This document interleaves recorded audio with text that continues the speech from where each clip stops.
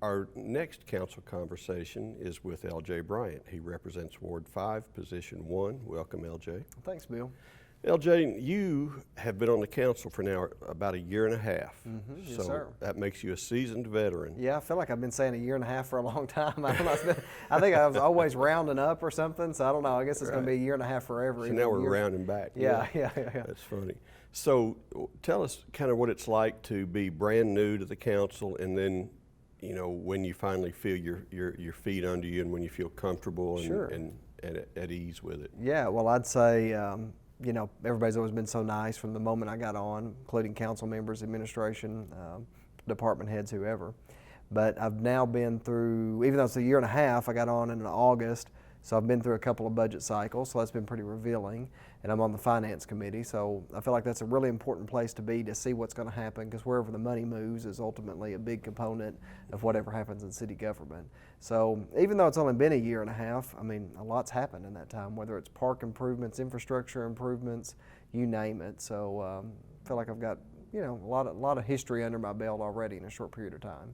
In watching your style as a leader, now I know you probably talked with your constituents on a regular basis and continue to, but at first it appeared like you were going to listen a lot and take it all in, and you still do, but whenever you have a time you need to express an opinion or a thought, you don't hesitate. Was that your initial approach? Yeah, it is, and you know, the administration's been very transparent. You know, we can ask any question any time, so most of the time we come into the council meeting pretty well informed of whatever's going on, but occasionally in a council meeting you have a thought or somebody says something that sparks something that you hadn't thought of ahead of time, and so there's a time to ask questions and a time to listen and finding that balance, and not ever talking just for the sake of talking, just because there might be a camera on you, you know, trying to be thoughtful about what you do say. And well, that's a good point, and explain to people kind of, you know, we don't do enough talk about how the whole process works. You are a representative of the city. People can come to you and make requests of you, but a lot of times you may not have the answer at the ready. Sure. So tell us how the process works from that point. Yeah, sure. So I would say from a council perspective, typically if we don't know the answer to an issue, then, you know, we're going to the administration and probably a department head and copying communications or copying the COO, whoever it might be, to try to get an answer to something. And the administration's always good to get back to us, and particularly department heads, to help us get the information back to constituents, or oftentimes those people might be calling those constituents because they know the most about it versus them telling us and then us trying to explain an engineering question or something. Sometimes it's better to come from the horse's mouth, if you will. I got you.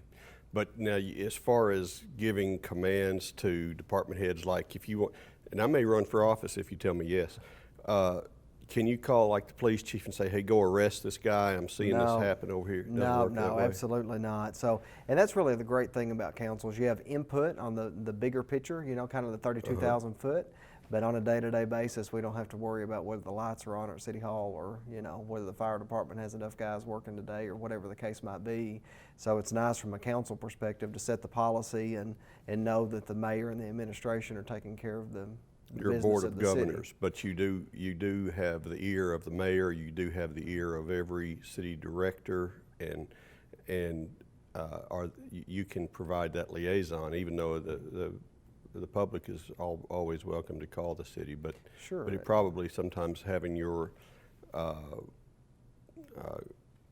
weight behind it, authority behind it, makes people want to come to you. I think you're right, and then just the relationship component. I mean, Yes. if there's 70-something thousand people in this town, and I think the mayor may know all of them, but for the couple of thousand he doesn't know, maybe those people have a relationship with one of the 12 of us, and people are comfortable coming to somebody they feel like they know, and they can't always know the mayor or always know every council member. So between the 13 of us, if you will, the mayor and the 12 of us, hopefully they'd feel comfortable talking to one of us about whatever their issue might be. Now, I would imagine that you get every topic under the sun from people, But is there anything that you hear more often than others? Are there any particular hot button issues, so to speak? You know, it seems to change. It seemed like when I first got on the council, multifamily was a big issue, and I think it still would be if there was more proposals. Right now, there hasn't necessarily been as many proposals, and it seems in the last, say, 6 months or a year, you know, things have been a little bit calmer. You know, it seems like people have been more on the same page, and there's been less controversy, if you will. But as I say that, that may change quickly, just from the fact that I said that out loud. Well, how do you feel about it? Is multifamily a bad thing? You know, I feel like what we've done on the council with multifamily design standards, mostly brick, forward-facing, changing where the parking regulations are, that kind of thing, has been an important component to make sure that they're aesthetically pleasing. But multifamily is an important component of a city, but finding that balance to make sure that you protect single-family houses too, but making sure that a growing city has what it needs for, you know, there's a whole nother group of millennials that have a different idea about how they want to work, live, and play. Right. And there's a lot of people in town, Ted Herget and others, that have tried to do some cool, innovative stuff in Midtown to try to meet those needs, but that's going to continue to change over a period of time. Yeah, and we're seeing a lot of smart homes and really good modern and progressive buildings. But some people want, I think, to make sure that we don't have just a out of control growth of apartments. Even though apartments are good for people, you know, they serve a good segment of our community. Well, and it said last night, Councilman Gibson said this, you got to look at it on a case-by-case basis. He said, you know, if somebody was going to build 200 units for senior citizens and they were going to be super nice and wonderful and amazing, then you got to look at that differently than maybe, you know, a low-end 200-unit apartment complex that's going to be beside a nice single-family residential area. And in the long term, we have a lot of areas in town that have single-family houses, but they're actually zoned R2. And so we'll have some challenges down the line as some of those houses, if you will, age out to where somebody buys them cheaply, knocks them down, and builds a duplex, and how that impacts the landscape around it. So that'll be an issue we'll have to watch carefully. But the land bank's doing some really good work toward redevelopment. So I think that's really an unsung hero that probably hasn't really even reached its potential yet. That's true. The land bank is something. Tell us a little bit about the land bank. Yeah, because sure. It's new to some people. You know, I mean, the mayor championed it, and you know, council seemed to be pretty on board pretty quickly. Little Rock has one, and Dr. Bob Warner's the chair, and he's done a fantastic job. And Jonathan's done a good job leading it from the staff side. That they've looked for opportunities to try to redevelop. So sometimes whether it was land or property that had liens on it or something that maybe we could even foreclose on. So we're younger in the process, and I think going slowly as we try to take a parcel or two at a time and not step too much too quick. But this first property on Warner, I think, can be a success for them, and I think the proof will be in the pudding that the public and even developers will see how it can be a success, and they'll be able to do even more in the future. And the concept is, if anybody wants to donate property, or if the city can buy property that has liens and is not being tended to, that we can take that property and make something, a nice neighborhood out of it, or a park, or whatever whatever we might need in that moment at that location. Tell me about some of the committees that you're on and what you're doing. Sure. So I'm on the Finance Committee, and we meet fairly frequently. We meet twice a month. Council meets twice a month. So unless it's a 5-week month, I have a committee meeting every week, which is nice. It keeps you fairly up to date on a weekly basis as to what's going on. I'm on the Public Works Committee, which meets once a month, and there's been a lot more activity there around professional services and stuff, so sometimes that committee's busy and then sometimes it's not so busy. But the Finance Committee stays pretty busy simply because so much stuff constantly comes before finance before it ever goes to council as far as it relates to money. How do you feel about the city's finances right You know, now? I think we're lucky. I mean, the mayor's very conservative, and the council's been pretty conservative with finances. We have growing pains, if you will, that the city grows so quickly. I know Councilman Hafner discussed this some. There's just one development in Valley View we approved recently could be up to 1,200 houses. And so that might take 5 years, it might take 15, who knows, as that builds out. But you think about 1,200 houses and 2 people live in a house, that's 2,500 people in police and fire and sanitation and recycling and streets and all of those things. sometimes that revenue, property tax or sales tax or whatever it is, lags from a city and county perspective as far as our ability to provide those services.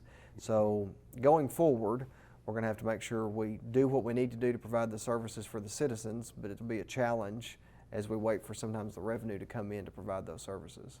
Now, we've got some fundamental things that we provide, as fire, police, sanitation, pickup. Those are things that you can't compromise. And there are a lot of other things that go on behind the scenes that you have to provide too, and that's everything from building inspections to finance to administration and streets maintenance, parks. We have parks. I mean, there's so many facets to the city. How do you prioritize, what you feel like our needs are as you look however many years down the road? Sure, and I think that's important, and we're having a conversation a lot about that now. The city's been very successful in getting grants in the last few years, and so we've had a conversation recently as some of those grants go away, particularly ones that fund, say, public safety positions. We've gotten some fire department money recently, and the police department gets some money for some prevention efforts. If those were to go away years from now, then we got to make sure we have the ability to sustain firefighters or police or whatever those essential services are. But then you have things like last year we replaced the elevators in this building and it cost hundreds of thousands of dollars. And much like a homeowner, sometimes it's shocking how much stuff costs. Something like replacing an elevator. It is. And something that can almost be a surprise. Or we've discussed a lot, we've got a lot of people in public service that are on up toward retirement. When they retire, what those packages can cost. So sometimes there's a lot of things that, like you said, underneath the radar that can be pretty costly that we got to make sure we're watching out for. Right. I think something that kind of goes under the radar is our engineering and our streets department that keep traffic moving. No one has ever said, oh, the lights are always right on time. Yeah. Every light changed right on time for me. You don't think when that happens. You say, this light's not working for me, or this pothole, that street was a perfect ride. I didn't hit a single pothole. Nobody says that. Yeah. And so, yeah. But those are things that require money, that require good people keeping an eye on. And I'll tell you another board I'm on that I missed is stormwater detention. And again, it's one of those issues that if you live on a hill, you don't worry about stormwater detention. If you live in the valley, it's a very big concern to you. And we know in our city, with just our topography, that we have flooding issues simply because of our topography.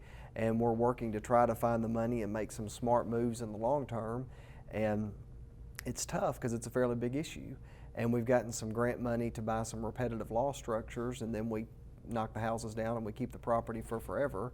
But those are a few parcels here, there, and yonder, so we're working to find some long-term solutions and funding to try to address those issues. Yeah, there's always more that you want to do than will ever be able to do, but those are some of the things that are real needs in Jonesboro. Now, if we're looking for resources other than sales tax revenue and grants, what do you see as potential solutions? Well, I mean, from a city perspective, we've tried to maximize what I'll call fairness, if you will. We've hired an outside consultant to make sure that we're maximizing all of our revenue from the franchise tax perspective, from utility companies and that kind of thing. We've, recently redone kind of the business license piece of things. We're working on the Airbnb piece of things to make sure that they're paying A&P. So there's some small things here, there, and yonder where I feel like we've grabbed a little bit of money, but in a $60 to $70 million budget, not that it's insignificant to go grab 100 or two, because that matters undoubtedly, but it's hard to move a big needle with a small movement. Right, that's right. Tell me a little bit about you, LJ. Tell me your background. Where did you grow up? Sure. So I grew up kind of in the Grubbs, Wiener area. So, grew up as a kid. My family had a business here that I still work at now. So grew up as a kid coming to Jonesboro all the time, and probably ultimately knew I'd move to, I guess, the quote-unquote big city someday. And my wife and I have lived here since we got married and don't intend to live any other place. And it's been exciting as somebody who's lived in Northeast Arkansas their whole life to see the city develop, Right. I mean, can remember as a young person, man, if we ever got Red Lobster, if we ever got Starbucks. I mean, we just continually name those things and we get them. And you get so used to what you have, it's hard to ever look back and think that we didn't have so many of those things, or a nice mall, or the upgrades at the hospital, or I mean, you name whatever it is, the city's come a long way. It has come a long way. And as one of the younger members of the council, tell me what you see, what we want for the future. So I think what's really important, and I've tried to work on since I've been on the council, is engaging young people. The administration's worked on that as well. Leadership Jonesboro, I think, was a big success in getting not just young people, but different geographies and ethnicities and genders and you name it, to make sure that everybody in Jonesboro has a seat at the table. Right, and that's the Jonesboro Neighborhood Leadership class that was started by the Community Development and Grants Department. We have another one of those coming up before too long, so get your applications in. I think, you know, you talk about the future. I believe the children are our future. There's a song about that, right? I'm too young to know, but I think that we learned, and you made it a priority to get new faces involved in leadership of Jonesboro. So how will that change the way Jonesboro looks? Well, I think, you know, I know as we talked before camera started that, you know, Mayor went to the send-off rally today, so I know administration's been engaged with the school, and the schools have been pretty good to invite council members to come in and speak and do things, and I've been in and out of the schools, and it's been very interesting to engage with them one-on-one and say, where are you going to live? Right. What do you want to do? Because that's the reality. I mean, of course it's important for the council to sit here and listen to citizens, but as we know, most of the people in this room that come to a council meeting with concerns are not 16. I mean, they're going to be adults. That's right. And so really when we think about the city that we build, we want to serve our citizens 18 plus, but we really want to make sure we build a city for the people under 18 so that they stay here.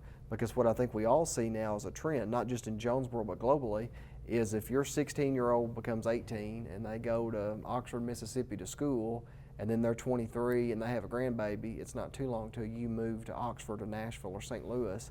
So keeping those kids here is important, and it's also important because ultimately we'll lose the parents that belong to them over a period of time. Right. Now, the population of Jonesboro continues to grow. Is this a good thing? I think it is. You know, I think there's an economy of scale.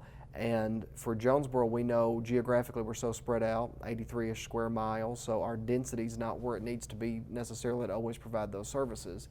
So hopefully over a period of time, that increases sales tax revenue, will provide better fire and police and other even amenities to the citizens. Because, I mean, my goodness, from our southern city limit to, you know, the back of Sage Meadows, it's a heck of a long way. It's a ways. It's a ways. You know, I'm always amazed by the statistic that we have more square miles in Jonesboro than St. Louis or Cincinnati. We don't have the population or the size of those cities, but we do have the space to accommodate. And it costs the same amount of money to repave a street whether 2 people live on it or 20 people live on it. So hopefully there'll be an economy of scale there. Yeah, that's a good point. Is there anything else you'd like to cover today? Just LJ? appreciate the opportunity to visit and appreciate the opportunity to be of service to the citizens, and hopefully they'll always reach out to me. All of our contact info is on jonesboro.org, so call us, email us, It's going to be on the screen right here. Great. And he's LJ Bryant. He's your Ward 5 councilman from position 1, and he's been with the city a year and a half on the city council, and is looking forward to another 3.5 years minimum. That's right. All right. Thanks, Thank you, Bill. LJ. Appreciate it.